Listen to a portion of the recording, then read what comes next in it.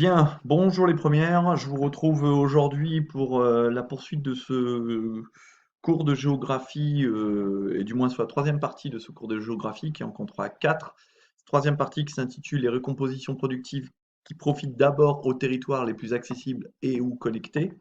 Donc après avoir vu dans un petit 1 que la métropolisation du moins après avoir vu dans un petit 1, pardon, la métropolisation des espaces productifs, avec des petits rappels sur le thème 1 de géographie que nous allons aborder cette année, et notamment sur les métropoles.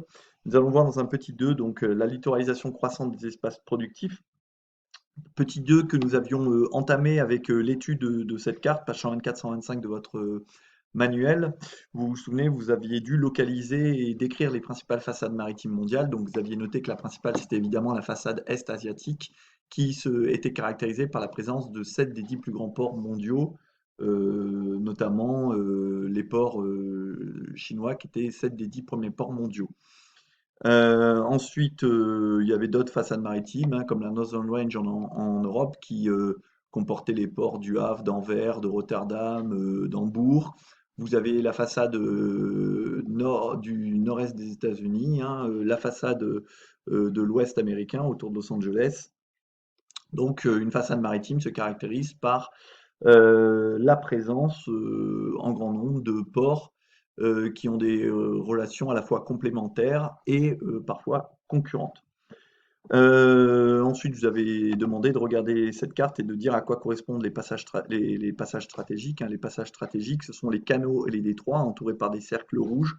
Donc, parmi les plus célèbres, on a le canal de Suez, évidemment, dont on a beaucoup parlé dans l'actualité la semaine dernière, puisque un porte-conteneur s'était mis en travers du canal et avait bloqué le commerce mondial pendant une semaine, montrant la fragilité de la mondialisation, hein. Les canaux, donc, ce sont des voies d'eau artificielles creusées par l'homme. On a le canal de Suez et le canal de Panama qui sont les plus célèbres au monde. Et puis on a les détroits qui, eux, sont des espaces naturels étroits entre deux terres et qui permettent de relier deux mers ou deux océans. On a l'un des plus célèbres aux portes de l'Europe, c'est le détroit de Gibraltar, qui permet de relier l'océan Atlantique à la mer Méditerranée. Vous avez le détroit d'Ormuz qui permet le passage de 30% du pétrole mondial et qui met aux prises deux États qui se détestent, l'Arabie Saoudite et l'Iran. Vous avez le détroit de Bab el-Mandeb à Djibouti, qui veut dire en arabe la porte des lamentations, qui commande l'entrée de la mer Rouge.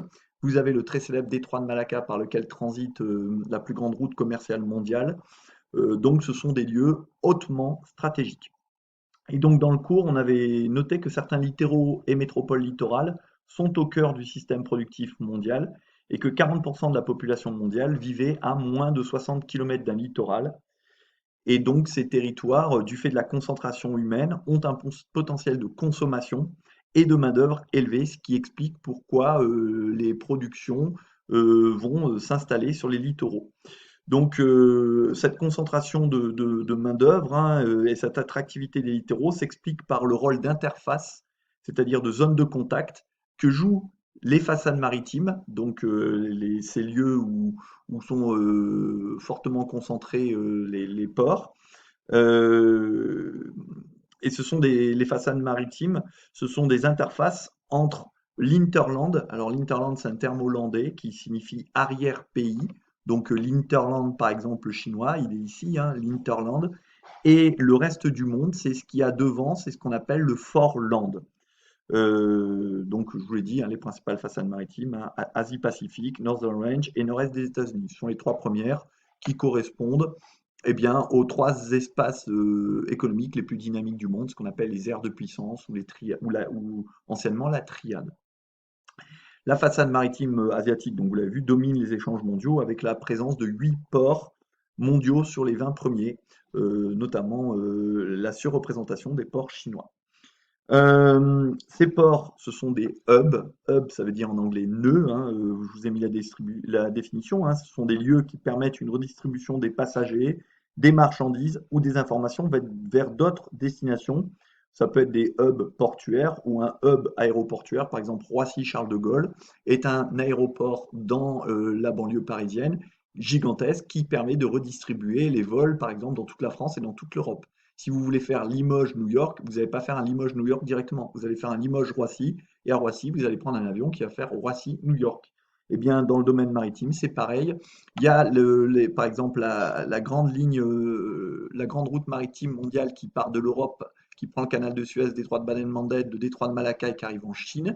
Et quand vous arrivez par exemple dans le port de Shanghai, eh bien c'est un hub parce qu'il va y avoir plein de plus petits bateaux qui vont partir vers des ports secondaires, soit en Chine, soit dans l'Asie, des plus petits bateaux qui permettent d'accéder à des ports dans lesquels les super grands porte-conteneurs ne pourraient pas accéder. Donc voilà, un hub, c'est un lieu qui permet une redistribution des passagers, des marchandises, des informations. Donc les ports, ce sont des hubs, comme les aéroports, les grands aéroports sont aussi des hubs. Et ces ports, ils sont dotés de plateformes logistiques de plus en plus efficaces pour faciliter les ruptures de charge. Ce qu'on appelle une plateforme logistique, c'est par exemple la présence de grandes grues qu'on appelle des portiques, la présence de voies ferrées intégrées au port qui vont permettre de transporter les conteneurs. Et donc, on va faciliter les ruptures de charge, c'est-à-dire le passage d'un moyen de transport à un autre. Donc, les grandes grues, ce qu'on appelle des portiques, vont décharger les porte-conteneurs, ces bateaux qui portent, vous savez, ces caisses géantes qu'on appelle des conteneurs qui correspondent, ben, vous savez, à la caisse d'un poids lourd sur l'autoroute, c'est ça un conteneur. Ces conteneurs vont être déchargés du bateau, soit pour être rechargés vers un autre bateau, donc dans le cas pour aller vers de plus petits ports, par exemple, soit vont être chargés sur des voies, des wagons de chemin de fer, soit vont être chargés sur des camions, soit vont être parfois même chargés sur des péniches pour pouvoir les redistribuer les marchandises à l'intérieur du pays ou dans toute l'Asie. Donc, les ports sont dotés de plateformes logistiques de plus en plus efficaces pour faciliter les ruptures de charge et donc notamment pour les conteneurs. La localisation portuaire également permet aux entreprises de s'approvisionner en matières premières. C'est pour ça que les entreprises vont s'installer ici, hein, à proximité immédiate des ports, dans ce qu'on appelle des zones industrialo-portuaires, donc des ports qui mêlent des zones industrielles, parce que les entreprises vont recevoir les matières premières. Par exemple, une entreprise qui fabrique, je ne sais pas moi, des composants électroniques, elle a besoin de terres rares. Vous savez, on avait vu dans le cadre de la fabrication de l'iPhone, donc de minerais rares. Eh bien, ces minerais vont arriver dans le port par des vraquiers ou des minéraliers et directement, les entreprises vont pouvoir avoir accès à la matière première pour fabriquer leurs composants. Et puis ces composants, ben, une fois qu'ils sont fabriqués, ils vont être réexpédiés aux quatre coins du monde ou bien dans le cadre de l'iPhone, ils vont être réexpédiés vers l'usine Foxconn. Eh bien, l'intérêt que ce soit à proximité des ports, c'est que si c'est réexpédié par voie maritime, eh bien évidemment, plus on est proche du port, plus les coûts sont limités, notamment les coûts de transport, qui est une perte d'argent. Donc cette localisation portuaire permet aux entreprises de s'approvisionner en matières premières et d'exporter dans le cadre d'un statut souvent de zone franche. Alors qu'est-ce que c'est le modèle d'une zone franche littorale? Vous l'avez ici. Une zone franche, vous avez la définition dans le cours, c'est un territoire dans lequel un État offre des avantages, notamment fiscaux, pour attirer des investissements étrangers et développer des activités à des fins d'exportation. Donc, comment ça se concrétise? Vous voyez, ça, c'est les limites du territoire. Les limites du territoire, il y a ce qu'on appelle des barrières douanières. C'est-à-dire que normalement, quand un produit arrive dans un territoire, il est taxé. Il est taxé, ça s'appelle les droits de douane. Sauf que dans une zone franche, vous voyez, il y a des petits tirets qui symbolisent le fait que ces produits ne vont pas être taxés. Donc dans les zones franches vont s'installer des usines. Dans ces espaces qui ont été viabilisés, c'est-à-dire dans lesquels on a mis l'électricité, on a goudronné, on a amené l'eau, on a fait le tout à l'égout, donc ils sont viabilisés, ils sont aménagés avec des routes et ils sont connectés au monde extérieur avec des routes et évidemment des liaisons informatiques. À proximité de la zone franche, il y a une ville d'accueil, hein, par exemple, je sais pas, moi, dans la zone franche de Shanghai, à côté, vous avez la ville d'accueil de Shanghai qui va fournir une main-d'œuvre bon marché et des logements pour les expatriés qui, eux, travaillent dans la zone franche et qui vivent souvent dans des quartiers réservés, on dirait en Angleterre ou dans les pays britanniques, des gated communities sécurisés, réservés et protégés.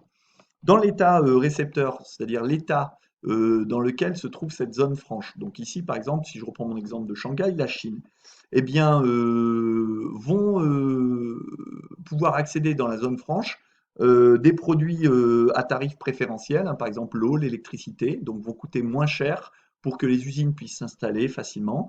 Il va y avoir des prêts bancaires à faible taux, encore une fois, pour que les usines puissent emprunter et s'installer en faisant des économies. La fiscalité, c'est-à-dire les impôts, va être faible ou parfois même tout simplement nulle. donc peu d'impôts sur les sociétés. Bilan, dans la zone franche, vont être attirées de très nombreuses entreprises qui veulent bénéficier de tous ces avantages. Alors vous allez me dire quel est l'intérêt pour le pays d'accueil? Ben, pour le pays d'accueil, eh bien ça crée beaucoup d'emplois, donc indirectement beaucoup de richesses. De la zone franche, les produits vont pouvoir être réexportés vers le monde entier sans droit de douane. Et s'il y a besoin d'importer des matières premières, pareil, ça va se faire sans droit de douane. Et puis les bénéfices qui sont faits par l'entreprise, eh bien, ne seront pas taxés. C'est ce qu'on appelle le rapatriement libre des bénéfices et du capital initial. Donc vous voyez de très nombreux avantages pour les entreprises à s'installer dans une zone franche. Euh, Ensuite, donc, si on revient notamment sur les grandes routes maritimes mondiales qui accèdent notamment à ces zones franches, eh bien, ces grandes routes maritimes mondiales, on l'a vu hein, dans la question, elles passent par des détroits comme Gibraltar ou Bab el-Mandeb et des canaux comme Suez ou Panama qui sont donc des lieux de passage obligés, des lieux hautement stratégiques et qui jouent un rôle primordial, on l'a vu dans le canal de Suez, hein, pour le commerce mondial. Donc ce canal de Suez, il a été inauguré par une compagnie franco-anglaise en 1869, hein, il a été construit par un ingénieur français, Ferdinand de Lesseps, et le canal de Panama, il a été également construit grâce à des capitaux entre autres français, il a été inauguré en 1914. Ces canaux, ils permettent évidemment de raccourcir considérablement la durée du trajet. Par exemple, un produit qui aurait besoin de partir de France pour aller vers Los Angeles, eh bien, il passe par le canal de Panama et il arrive à Los Angeles. Avant, il fallait qu'il fasse tout le tour de l'Amérique du Sud. De même, le canal de Suez a permis de raccourcir la durée du trajet, par exemple, entre l'Angleterre et l'Inde, puisque avant, il fallait faire Londres, tout le tour de l'Afrique via l'Afrique du Sud pour arriver en Inde. Dorénavant, vous passez par le canal de Suez. Donc, c'est plusieurs milliers de kilomètres d'économisés, c'est aussi donc plusieurs millions d'euros économisés, ou de milliards même à l'échelle mondiale, de carburant économisé. Donc ces canaux, ces détroits ont un rôle primordial et ce rôle va être amplifié par ce qu'on appelle la maritimisation des échanges. Alors la maritimisation, vous avez la définition page 114, hein, c'est le processus d'accroissement de la part des échanges maritimes dans les flux mondiaux. C'est-à-dire que dans les flux mondiaux, notamment les flux de marchandises et les flux numériques, eh bien, de plus en plus se font par la mer, hein, puisqu'on estime qu'aujourd'hui, 90% du commerce mondial de marchandises se fait par la voie maritime. Enfin, la mondialisation renforce donc la littoralisation des hommes et des activités, hein. La littoralisation, vous l'avez, la définition page 114, hein, vous savez, c'est la concentration des hommes et des activités sur les littoraux. Et ces littoraux, vous le savez, ils accueillent aussi des activités spécifiques, traditionnelles comme la pêche, hein, depuis, j'ai envie de dire, la nuit des temps, mais aussi depuis la fin du 19e siècle, l'activité spécifique qui prend sa source dans les littoraux, c'est le tourisme balnéaire, qui était d'abord un tourisme d'hiver en Europe et puis qui aujourd'hui est un tourisme plutôt pratiqué l'été pour profiter de la chaleur des eaux et des rayons du soleil. Euh, Ensuite, donc nous allons voir dans un petit 3 que les territoires à la marge des espaces productifs, alors à la marge, c'est-à-dire qu'ils ne profitent pas vraiment hein, de la mondialisation.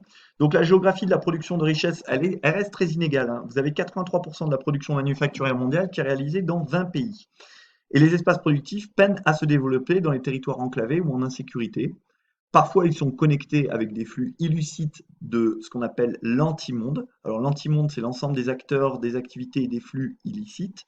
Ça va être par exemple, ben, justement, le trafic de drogue. Par exemple, en Amérique du Sud, les Andes colombiennes, donc la chaîne montagneuse des Andes qui se situe en Colombie, eh bien, elle est au cœur de la production et du commerce mondial de la drogue.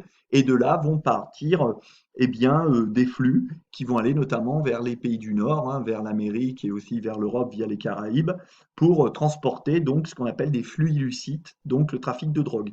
Il peut y avoir également les flux de trafic d'armes, il peut y avoir les flux de migrants illicites, par exemple, qui traversent la Méditerranée entre la Libye et l'Italie ou entre la Turquie et la Grèce.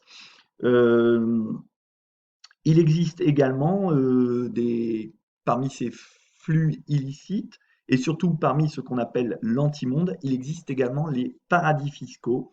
Ces paradis fiscaux qui sont représentés sur cette carte et que nous allons étudier lors de notre prochaine vidéo.